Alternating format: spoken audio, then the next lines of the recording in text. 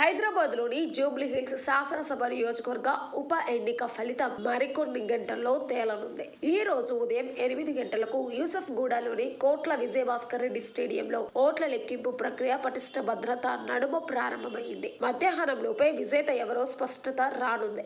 మొత్తం 10 రౌండ్లలో ఓట్లను లెక్కించనున్నారు. ఇందుకోసం 42 టేబుళ్లను ఏర్పాటు చేశారు. కౌంటింగ్ ప్రక్రియలో 186 మంది సిబ్బంది పాల్గొంటారు. పారదర్శకత కోసం ప్రతి టేబుల్ వద్ద ఒక సీసీ కెమెరాను అమర్చారు. తొలుత 101 పోస్టల్ బ్యాలెట్ ఓట్లను లెక్కిస్తారు. ఆ తర్వాత షేక్పేట డివిజన్ కు సంబంధించిన ఈవీఎం ఓట్ల లెక్కింపు మొదలవుతుంది. జూబ్లీ హిల్స్ నియోజకవర్గంలో మొత్తం 4,01,365 ఓట్లు ఉండగా నవంబర్ 11న జరిగిన పోలింగ్ లో 1,94,621 మంది తమ ఓటు హక్కును వినియోగించుకున్నారు. దీంతో 48.49% పోలింగ్ నమోదైంది. ఈ ఉప ఎన్నిక ఫలితంపై సర్వత్రా తీవ్ర ఉత్కంఠ నెలకొంది.